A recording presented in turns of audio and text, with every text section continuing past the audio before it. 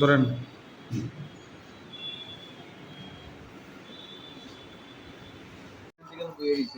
এরপরে বুইরা গেছে কয়েকজন এইরকম নেই। গভর্নমেন্টে এত টাকা বেতন দিতেছে তারা রে।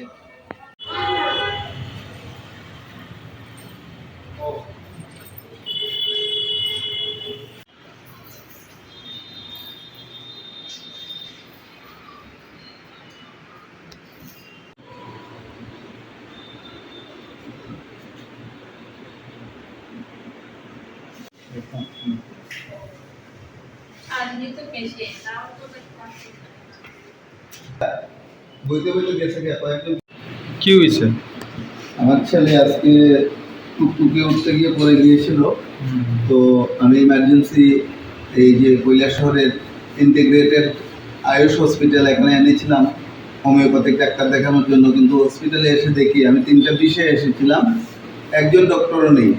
একটা হসপিটাল অথচ একজন ডক্টর নেই। অল্টারনেটিভ তো একজন না একজন থাকার কথা, যেহেতু একটা হসপিটাল, একটা প্রাইভেট চেম্বার না যে একসঙ্গে সব ডাক্তার চলে যাবে। আমি এখানে জিজ্ঞাসা করলাম, কয়েকজন কম্পাউন্ডার মনে হয়েছিলেন, ওরা বললেন যে ওরা সবাই লাঞ্চে চলে গেছে। তো এটা কি উচিত যে একটা হসপিটাল ফেলে একজনও ডক্টর নেই, সবাই একসঙ্গে লাঞ্চে চলে গেছে? একটা ইমার্জেন্সি পেশেন্ট আসতেই পারে একটা হসপিটালে। গভর্নমেন্ট এত টাকা খরচা করে একটা হসপিটাল করেছে, ডাক্তারকে মাসে মাসে বেতন দিচ্ছে, কিন্তু এই ধরনের অবস্থা হলে পাবলিক কীভাবে পরিষেবা পাবে? এটা আমাদের প্রশ্ন।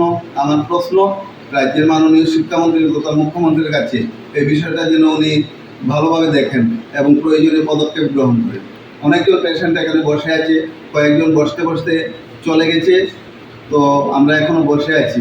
মাত্র এখন দেখা গেছে তাদের সাইনবোর্ডে 9টা থেকে 4:30 পর্যন্ত টাইম, কিন্তু ইদানিং আবার টাইম বাড়ানো হয়েছে। হ্যাঁ, বাড়ানো হয়েছে। আচ্ছা, এটা আমি জানি না, কিন্তু আমি 3:20 এসে এখন বাজছে 3:51, এখন পর্যন্ত একজন ডাক্তার দেখা মিলল না। ঠিক আছে।